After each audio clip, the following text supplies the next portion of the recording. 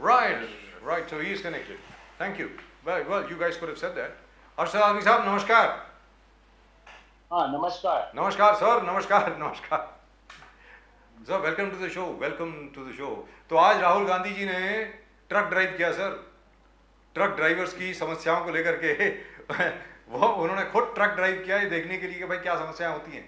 तो अब तो राहुल गांधी जी इज सेटिंग द एजेंडा. अभी तक क्या होता था कि कांग्रेस रिएक्ट करती थी. Now you are forcing the BJP to react. अब आप लोग जो कर रहे हैं उस पर बीजेपी रिएक्ट कर रही है, which is amazing. Very good, congratulations. तो अब आगे और क्या करने वाले हैं राहुल गांधी साहब? सर बताएं. देखिए सब आम देश की 140 करोड़ जनता का, उनके दिलों का हाल जानने के लिए, उनके रहन सहन, उनकी तकलीफों को जानने के लिए लोगों के साथ, उनके साथ जुड़ना, उनके बीच जाना, यही राजनीति का सबसे अहम कर्तव्य है जो राहुल गांधी जी आज निभा रहे हैं. और जो भारत जोड़ो यात्रा के साथ उन्होंने शुरू किया था, एक आम आदमी तक जाके उसके मन की बात सुननी है, उसकी परेशानियों को जानना है और उसके दुखों का निपटारा कैसे होगा, इसके ऊपर सरकारें कैसे काम करेगी, उसकी रणनीति बनाना है. वो तमाम सिलसिला आज भी चल रहा है और आने वाले वक्त में भी आप देखेंगे कि राहुल गांधी जी द्वारा इस तरह के बहुत सारे कदम उठाए जाएंगे जो आम आदमी के दिलों तक, उनकी बातों को सुनने तक के लिए पहुंचने का रास्ता बन सके. उसी की एक मिसाल थी जो ये, जिसका जिक्र अभी आपने यहाँ पर किया. Fantastic, but it was really fantastic. Pradeep ji, that was really fantastic to see Rahul Gandhi driving a truck and Rahul Gandhi interacting with all the truck drivers and actually listening to their problems. Yes, Fantastic. what you're saying is बहुत. आजमी साहब, मगर BJP वालों को कहना है कि राहुल गांधी सिर्फ दिखा रहे, कुछ काम तो नहीं करते. स्मृति ईरानी जी आज ही उन्होंने बार बार ट्वीट के माध्यम से कहा कि राहुल गांधी जी अगर काम करते तो अमेठी से निकलना नहीं पड़ता भाग के. उनका कहना है कि अमेठी से वायनाड जाके वहां से उनका कहना है कि पूरे अमेठी में 80% अमेठी में इलेक्ट्रिसिटी नहीं था when Rahul Gandhi was the MP. On this particular constituency has been nurtured by the Gandhi family. तो बोले कि 80% इलेक्ट्रिसिटी नॉट देयर, न ढंग के कॉलेज थे, न ढंग के हॉस्पिटल थे. It was backward as backward. Smriti Irani ji और बीजेपी का कहना, अगर राहुल गांधी जी सचमुच दिल से कुछ काम करते लोगों के लिए तो अमेठी से उनको वायनाड नहीं जाना पड़ता. हाउ विल रिएक्ट आजमी साहब? देखिए साहब, इसका जवाब बहुत आसान है और वो ये है कि सिर्फ इस बात का स्मृति ईरानी जो है वो वहां की जो सांसद अभी बनी है पिछले 4 साल से, तो वो 4 साल में उन्होंने कौन से ऐसे काम कर दिए जो अमेठी में पहले नहीं हुए थे या जिनसे अमेठी की पूरी किस्मत बदल गई. उन 1-2-4 कामों का जिक्र तो वो करें. आज पूरे अमेठी में आप चले जाइए, आज भी उनके नाम के बैनर और पोस्टर लग रहे हैं कि क्या लापता होने के बैनर और पोस्टर स्मृति ईरानी के लग रहे हैं. जिस जगह की वो बात कर रही है अमेठी की, वहां से राहुल गांधी इससे पहले 4 मर्तबा मेंबर ऑफ पार्लियामेंट रह चुके हैं. तो वो तो अभी पहली मर्तबा है और सिर्फ 4 साल हुआ उनको मेंबर ऑफ पार्लियामेंट बनकर, और इतने 4 सालों में ही वो इतनी सारी बातें बता रही है कि 80% इलेक्ट्रिसिटी नहीं थी और कॉलेज नहीं थे. स्मृति ईरानी का क्या योगदान है पिछले 4 सालों में उस अमेठी को तरक्की की राह पर ले जाने के लिए, जहां पहले पिछले सालों में कांग्रेस की ही ये देन है कि वहां पर अलग अलग तरह की मिलें लगी हैं, जहां हजारों की तादाद में लोग आज भी काम करते हैं और अपना घर चलाते हैं. तो स्मृति ईरानी को और दूसरे भारतीय जनता पार्टी के जो तमाम नेता हैं, राहुल गांधी का ये जो अंदाज है, जो वो खुलेआम उतर कर बड़ी आसानी के साथ एक आम आदमी तक पहुंच रहे हैं और उससे मिल रहे हैं, उससे बात कर रहे हैं, उसका हाल जान रहे हैं, वो तकलीफ दे रहा है इनको. क्योंकि इसी बात का ये तंज किया करते थे राहुल गांधी जी पर, और आज राहुल गांधी जी वो तमाम चीजों को दरकिनार करके सड़कों पर उतर गए हैं, आम आदमी के साथ कंधे से कंधा मिलाकर चल रहे हैं. और आने वाले 1 साल के बाद चुनाव होगा, उससे तकलीफ हो रही है, बहुत ज्यादा तकलीफ हो रही है, उससे बहुत ज्यादा तकलीफ हो रही है. और सर एक साल सिर्फ बचा है, 1 साल के बाद फिर अमेठी में चुनाव होगा और उस चुनाव में ये तय हो जाएगा कि स्मृति ईरानी ने, जो पिछले 4 साल से अमेठी से लापता हैं, उन्होंने कितना विकास किया अमेठी में और कितने लोगों को रोजगार दिया, कितने लोग वहां से, उनकी बनाई हुई कौन सी कॉलेज है वहां पर अमेठी में जिसमें पढ़कर लोग तालीम याफ्ता हो गए. ये 1 साल बाद उनको खुद पता चल जाएगा. और अरशद आजमी साहब, राहुल गांधी जो अमेठी से हारे हैं, उसका जो एनालिसिस हुआ है, उसका जो विश्लेषण हुआ है, वो इसलिए हारे कि 13 इंडिपेंडेंट लोग खड़े किए थे बीजेपी ने वहां से, 13 इंडिपेंडेंट्स स्टूड फ्रॉम अमेठी, जिन्होंने तकरीबन 70,000 के करीब वोट काटे और स्मृति ईरानी जी 70,000 वोटों से ही जीती। वेरी फ्रैंकली, अगर if the Congress had worked out a good strategy there, बड़े आराम से काफ़ी कुछ हो सकता था। खैर छोड़िए, जो हुआ सो हुआ।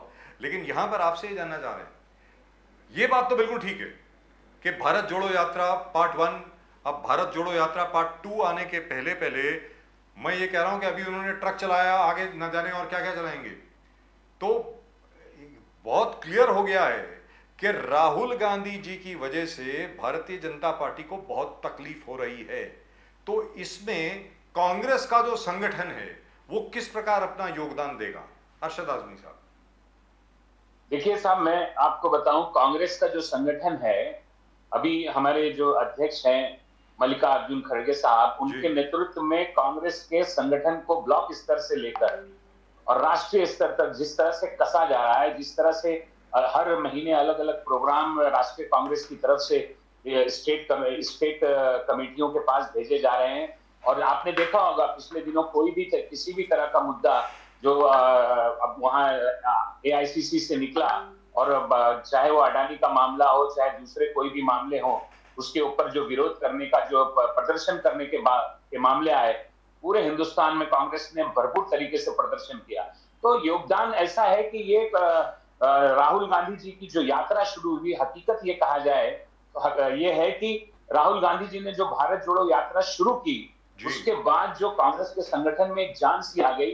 वो कार्यकर्ता जो कहीं ना कहीं निराश हो रहा था कि कांग्रेस को किस तरीके से भारतीय जनता पार्टी का मुकाबला करना चाहिए और वो नहीं कर पा रही थी, उससे निराश हो रहा था। लेकिन भारत जोड़ो यात्रा के बाद उस कार्यकर्ता में एक जोश भर गया जब उसने देखा कि उसका लीडर राहुल गांधी 1 नहीं 2 नहीं बल्कि 3-4 हजार किलोमीटर पैदल चलने के लिए कमर कस के निकल चुका है। तो उस तरफ पूरे कार्यकर्ता टूट पड़े।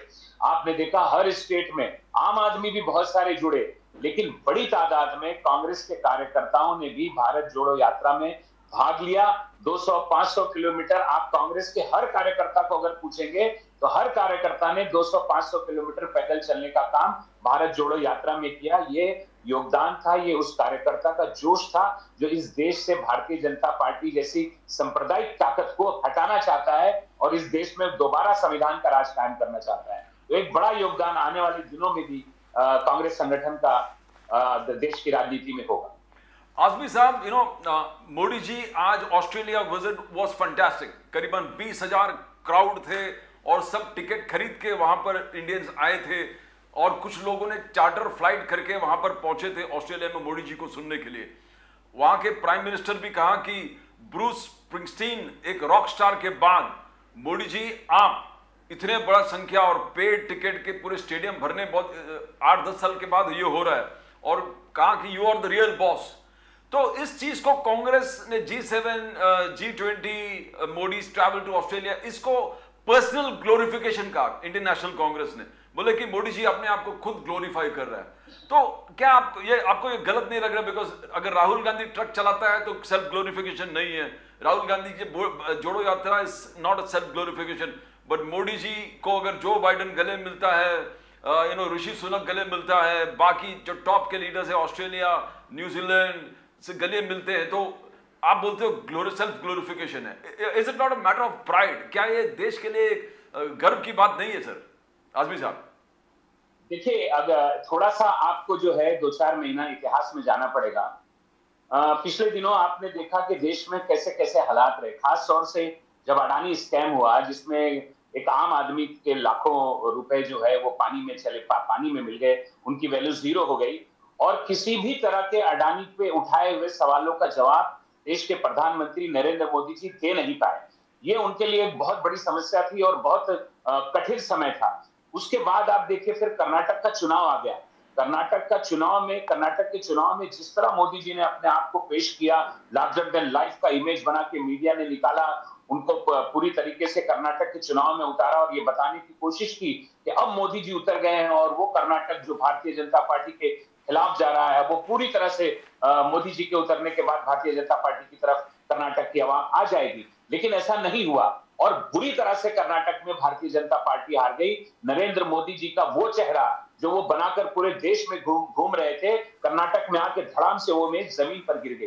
उसके बाद आप देख रहे हैं जंतर मंतर पर महिलाओं का, पहलवान महिलाओं का एहतजाज चल रहा है, उनका प्रदर्शन चल रहा है।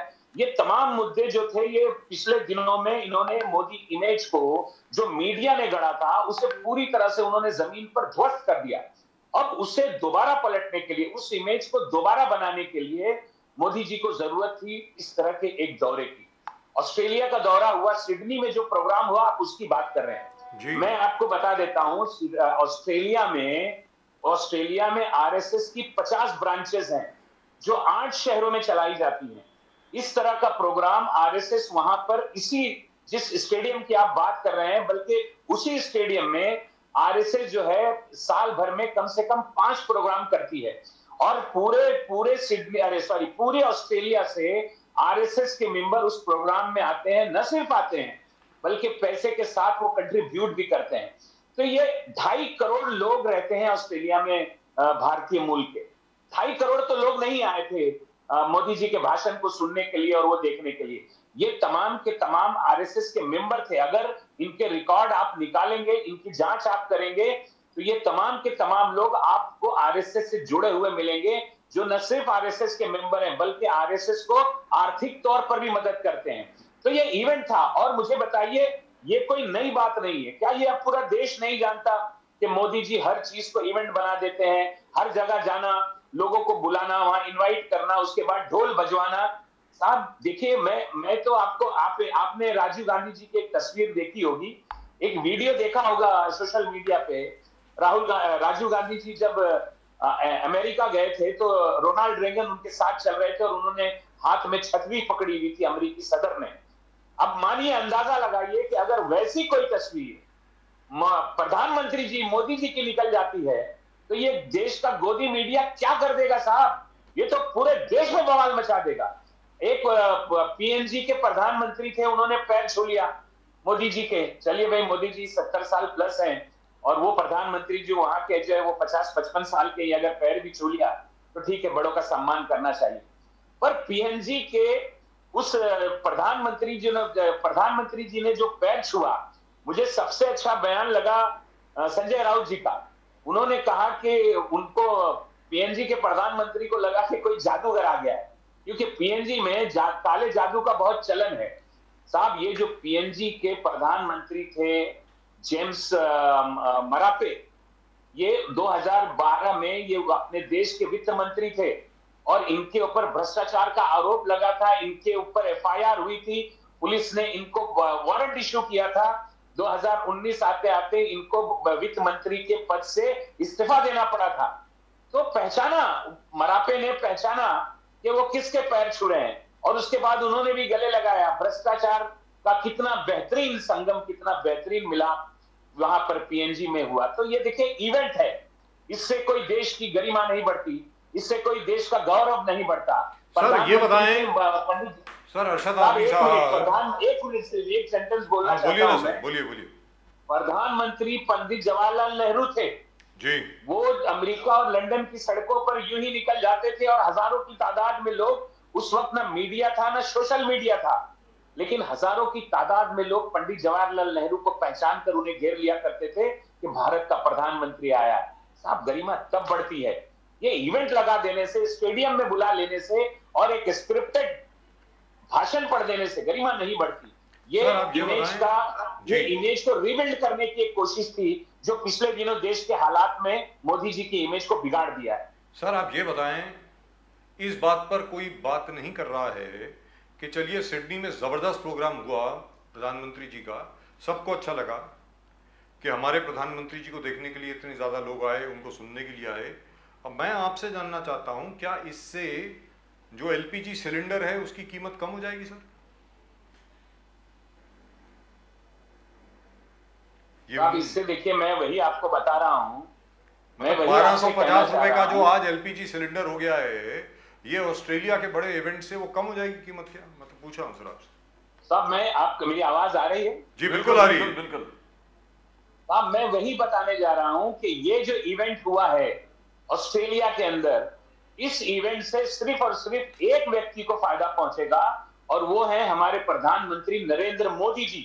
सिर्फ उन्हें इस इवेंट से फायदा पहुंचेगा कि वो इमेज जो हिंदुस्तान में पिछले महीनों इलेक्शन हारने के बाद, अडानी के स्कैम के बाद, जंतर मंतर पर महिलाओं का जो प्रदर्शन चल रहा है, उसके बाद जो महंगाई बढ़ गई है, उसके बाद जो इमेज गिर गया था, उस इमेज को रिबिल्ड करने की जो कोशिश कर रही है भारतीय जनता पार्टी और आरएसएस के लोग, तो इससे फायदा सिर्फ प्रधानमंत्री को पहुंचेगा। तो और देश के दूसरे आर्थिक हालात से क्या लेना देना है? तो आपके मुताबिक, कांग्रेस के मुताबिक, जैसे फॉर एग्जांपल आप कर्नाटक में जीते, राजस्थान में आपकी सरकार है, छत्तीसगढ़ में आपकी सरकार है, हिमाचल में आपकी सरकार है, तो यहां पर क्या आपकी सरकारें जो हैं वो एलपीजी गैस सिलेंडर पे 50% सब्सिडी देंगी सर?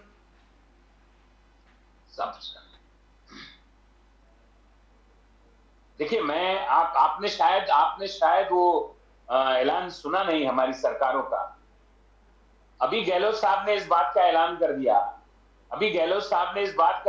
दिया, कि वो 1100 वाला सिलेंडर जो है वो 500 रुपए में देंगे।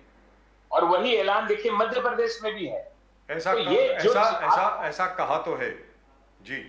हाँ, ऐसा कहा है, करेंगे साहब। अभी कर्नाटक में देखिए, जो 5 गारंटियों का वादा किया था कांग्रेस पार्टी ने, और राहुल गांधी जी ने, मल्लिकार्जुन खड़गे जी ने, जो सोनिया गांधी ने, जो भी बड़े नेताओं ने हमारे जो ऐलान किया था, जो गारंटी का वादा किया था, आपने देखा वो पहली कैबिनेट में पास हो गया जी। तो देखिए कांग्रेस, देखिए एक बात आप समझ लीजिए, मैं एक बात समझाना चाहता हूं आपके माध्यम से, दर्शकों को भी यह बात बताना चाहता हूं कि कांग्रेस ने कई साल इस मुल्क को चलाया है।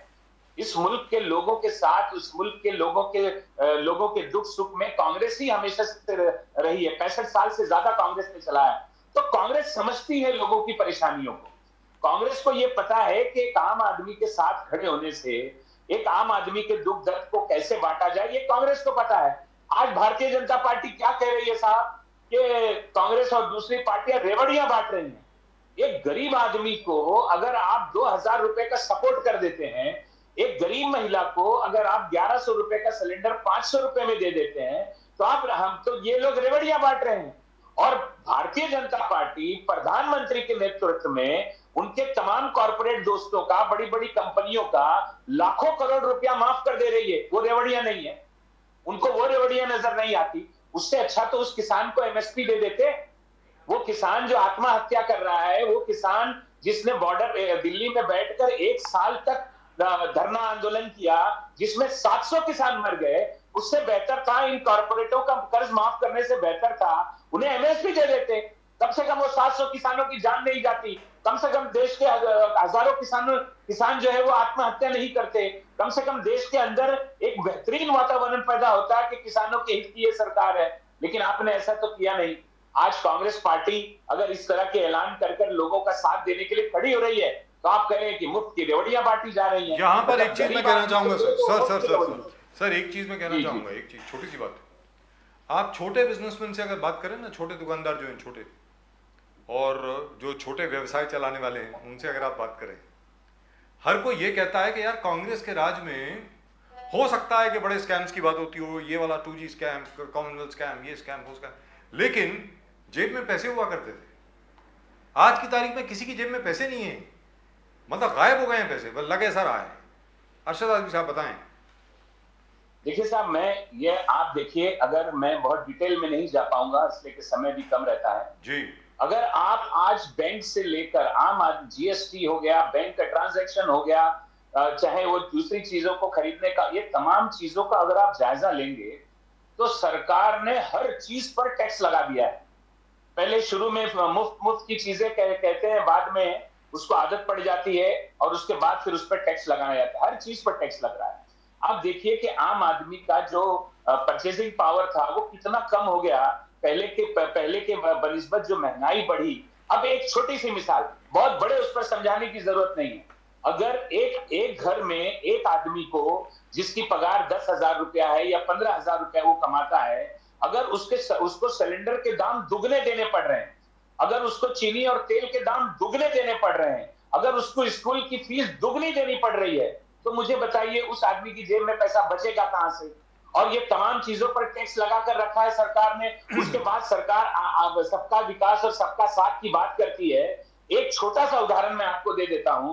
जब मनमोहन सिंह जी की सरकार थी, उस वक्त जो कच्चा तेल था, देखिए कच्चे तेल से देश की महंगाई पर, देश की बेरोजगारी पर बहुत असर पड़ता है जी। तो जब मनमोहन सिंह की सरकार थी तो कच्चे तेल की कीमत, एक बैरल कच्चे तेल की कीमत $150 तक चली गई थी। जी, गई। लेकिन तब भी इस देश के अंदर डीजल और पेट्रोल 50 और 65 रुपए में बिका करता था। लेकिन प्रधानमंत्री नरेंद्र मोदी जी के दौर में उसी कच्चे तेल की कीमत $30 से $40 बैरल भी हो गई थी। लेकिन तेल कितने में बिका साहब? 90 और 100 रुपए में बिका।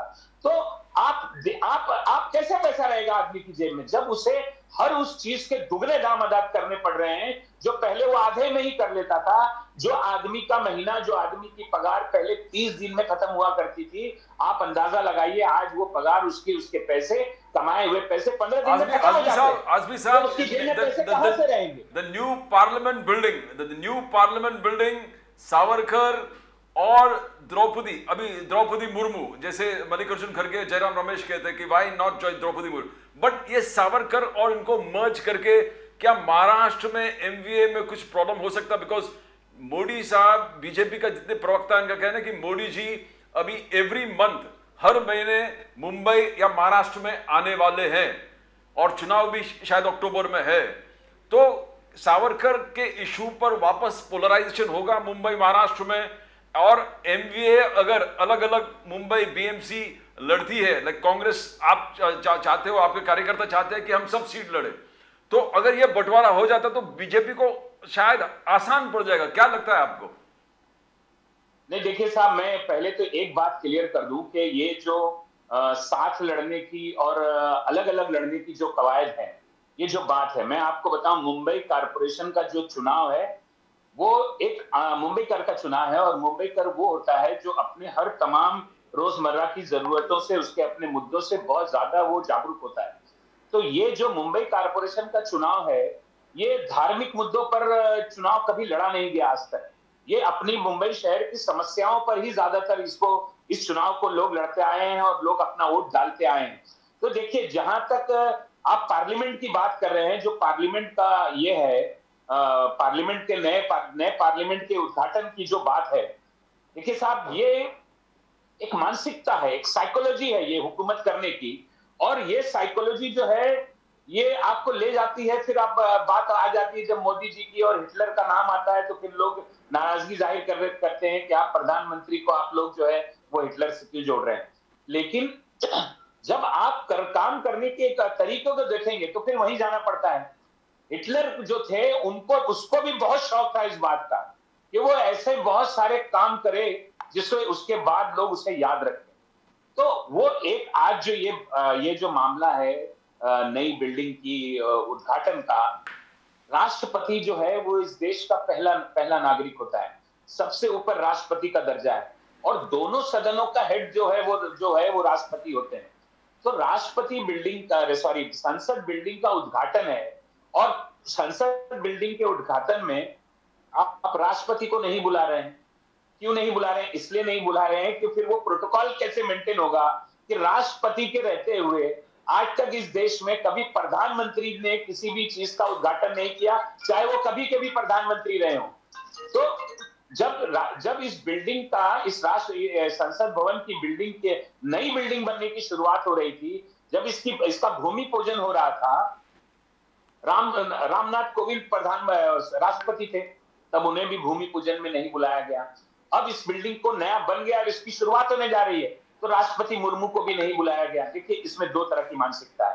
पहली मानसिकता यह है कि भारतीय जनता पार्टी और आरएसएस के लोग अभी भी जात पात के उस खेल से ऊपर नहीं उठ पाए जिसकी ये पैरवी करते हैं। जो ये जो अगड़ेपन की जो का साथ खड़े होने का जो ये है इनका सिस्टम है, उससे ये अभी भी छुटकारा नहीं पाए। ये जितना भी ऐलान करें कि ये पिछड़ों के साथ हैं, ये आदिवासियों के साथ हैं, ये ओबीसी के साथ हैं, लेकिन हकीकत हमेशा सामने आ जाती है। रामनाथ कोविंद दलित थे, उन्हें भी इस कार्यक्रम में कभी शामिल नहीं किया गया। आज राष्ट्रपति मुर्मू जो हमारी है वो आदिवासी है और एक ऐसी महिला है जिन्होंने गवर्नर रहते हुए बहुत सारे ऐसे काम किए जिसको पूरे लोग हमेशा याद रखेंगे, लेकिन उनको भी इससे दूर रखा गया। ये उनका अधिकार है, ये उनका हक है, ये उन्हें करना है। प्रधानमंत्री कौन होते हैं आप सांसद की इमारत का उद्घाटन करने के लिए? लेकिन मैंने कहा ना, वो एक साइकोलॉजी है कि ऐसा हमेशा हर चीज में अपना नाम, रोड का उद्घाटन आप करेंगे तो अरशद आदमी साहब चलते चलते, और संसद का भी आप करेंगे चलते चलते, जी क्या साहब। बीएमसी का चुनाव एमवीए इकट्ठा लड़ेगी या अलग अलग लड़ेगी? देखिए साहब, मैं आपको फिर मैं एकदम सही इसका जवाब दूंगा। एक आम तौर से जो होता है, ये जो चुनाव मुंबई कारपोरेशन का जो चुनाव है जी। और किसी भी कारपोरेशन का जो चुनाव है, तो ये एक आम बात कही जाती है कि ये कार्यकर्ताओं का चुनाव होता है, दुरुस्त। क्योंकि बहुत सारे कार्यकर्ता है। देखिए, हर कोई एमएलए और एमपी का चुनाव लड़ नहीं सकता। करेक्ट। तो ये कार्यकर्ताओं का चुनाव होता है। इसमें कार्यकर्ता अपने अपने वार्ड से जो चुनाव लड़ते हैं, वो पार्टी की मजबूती की एक नींव होती है, क्योंकि वो कार्यकर्ता फिर हमेशा अपने वार्ड में, अपने इलाके में सक्रिय होता है, जो आने वाले लोकसभा और विधानसभा के चुनाव में ठीक से काम कर पाता है। तो आमतौर से कभी भी जो है, ये पिछले दिनों में कांग्रेस और राष्ट्रवादी जैसी पार्टियों ने सिर्फ इस बुनियाद पर गठबंधन नहीं किया कि हमारे सभी कार्यकर्ताओं को भी चुनाव लड़ने का मौका मिल जाए। अगर साथ नहीं लड़े तो उसकी बुनियाद सिर्फ यही होगी कि सभी कार्यकर्ताओं को मौका मिल जाए, इसलिए शायद अलग अलग चुनाव लड़ने।